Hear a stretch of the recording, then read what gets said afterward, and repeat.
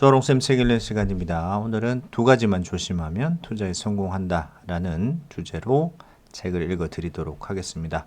이 책은 투자의 내기둥에 나오는 구절입니다. 좋은 구절 많기 때문에 앞으로도 계속 소개시켜 드릴 예정입니다. 책 내용 알려드리도록 하겠습니다. 인간이란 아주 고도의 사회적 동물이다.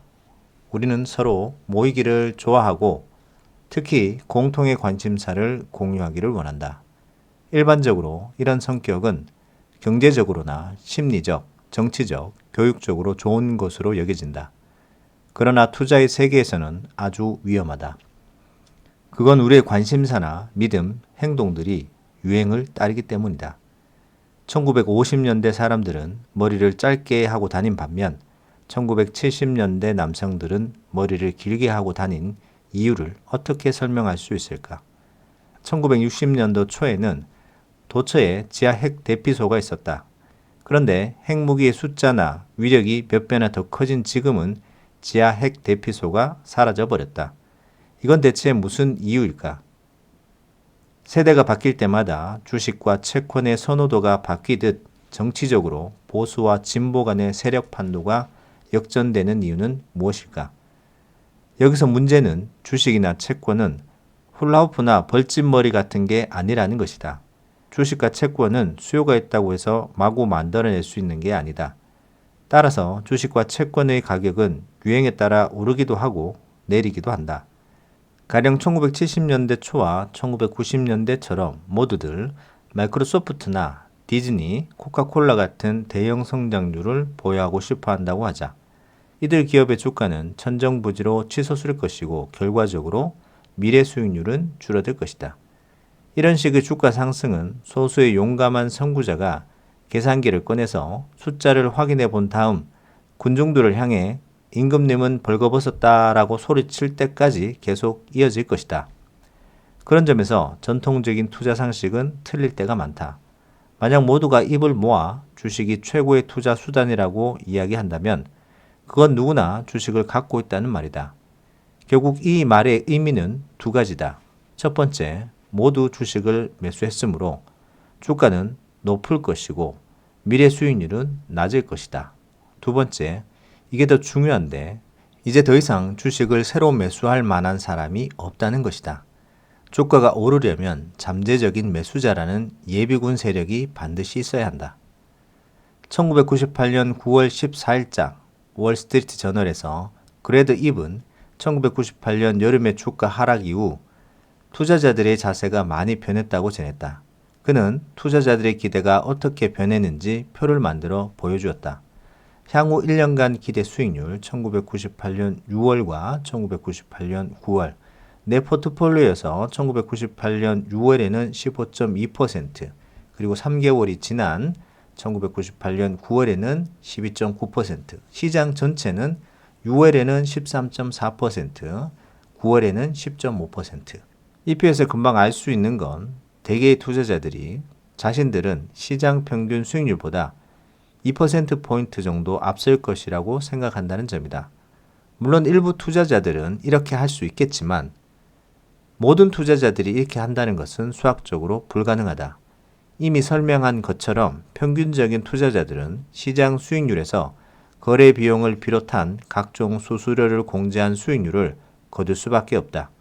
사실 인간 본성에 대해 조금이라도 알고 있다면 이 같은 역설에 별로 놀라지 않을 것이다. 사람들은 누구나 과도한 자신감을 갖는 경향이 있다. 과도한 자신감은 자연 환경에 생존해 나가는데 유리할 수 있지만 투자의 세계에서는 그렇지 않다. 이런 연구 결과도 있다.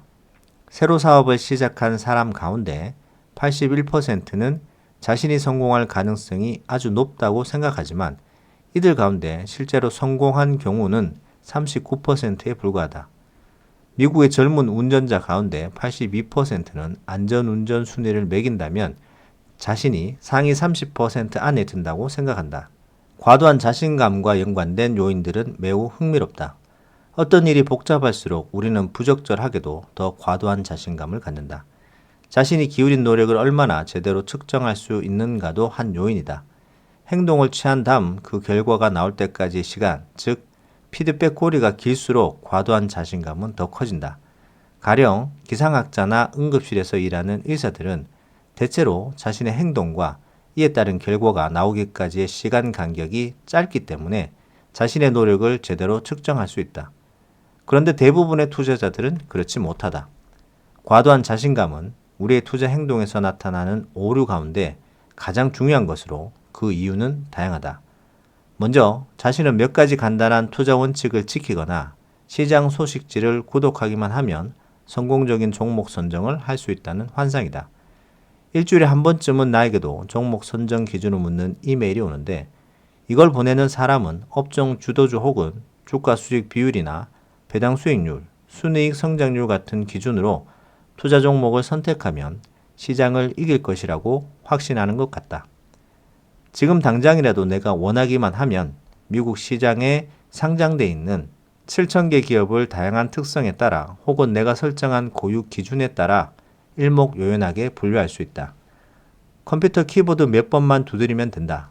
더구나 이렇게 해주는 소프트웨어는 많은 돈을 주지 않고도 구입할 수 있고 이미 수십만 명의 개인 투자자와 기관 투자자들이 이런 소프트웨어를 활용해서 시장을 이기는 기술을 열심히 찾고 있다.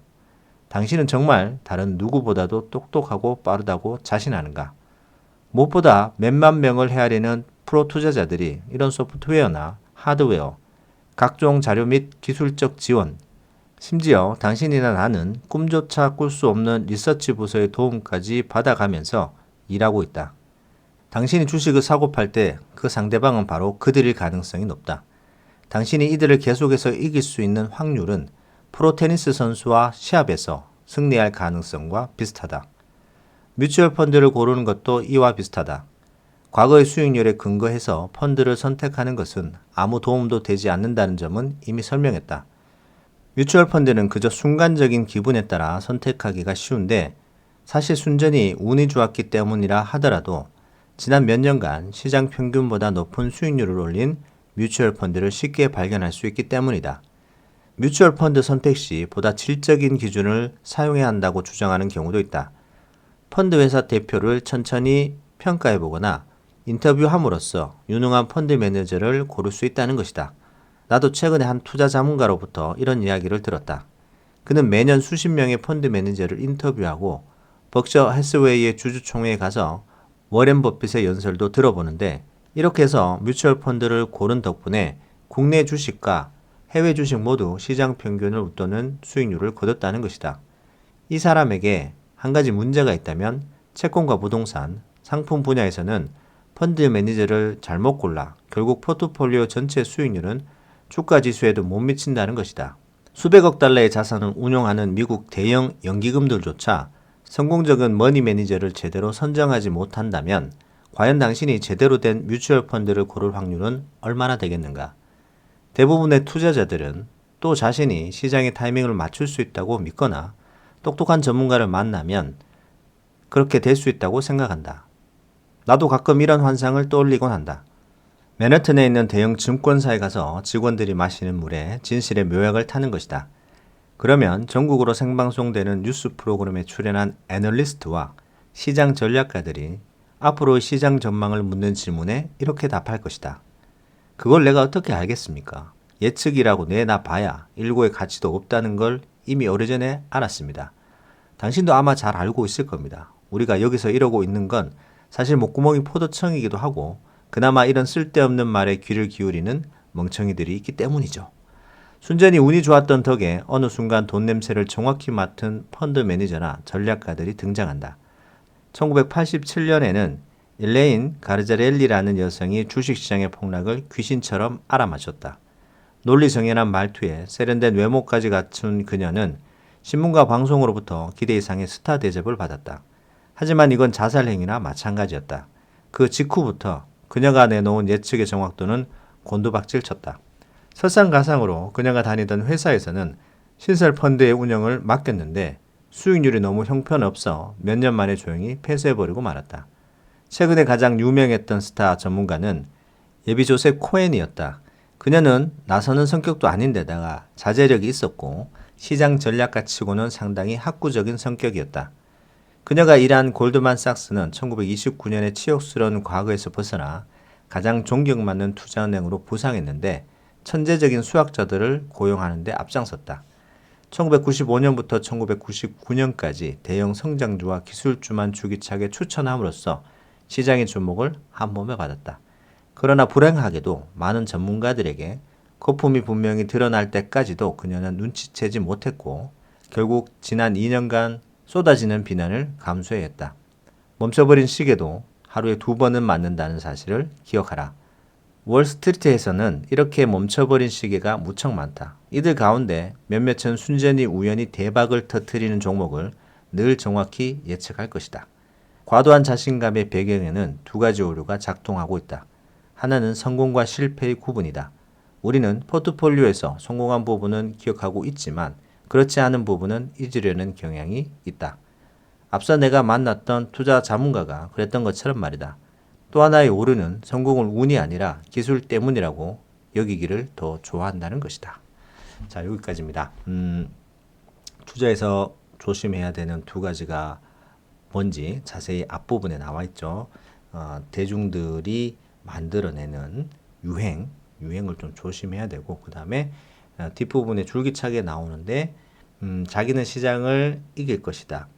그리고 그 프로테이지가 나오죠. 향후 1년간 기대 수익률이 현재는 15%였는데 시장이 안 좋음에도 나는 뭐 몇 개월 뒤에 12%는 나올 것이다. 근데 시장 전체는 13%였고 10%로 떨어지는 걸로 나오는데 둘 다 모두 내 포트폴리오는 시장보다 높을 것이라는 과도한 자신감을 갖고 있다라는 거죠. 그 2가지를 좀 조심해야 되고 시장은 이길 수 없는 것이고 시장을 그대로 따라야 된다는 것을 잘 얘기를 해주고 있습니다. 너무 시장에 대한 자신감을 많이 가지게 되면 시장을 제대로 바라볼 수가 없기 때문에 내가 운이 좋아서 한번 맞췄는 건지 아니면 꾸준하게 실패와 성공을 반복하면서 그 성공 확률을 단 0.5%, 0.1%라도 높이고 있는지를 한번 점검해 봐야 될 때가 아닌가 생각이 됩니다. 2가지만 조심하면 투자에 성공할 수 있다라는 주제를 가지고 오늘 여기까지 하도록 하겠습니다. 책 내용 도움 되셨다면 구독, 좋아요 부탁드립니다. 감사합니다.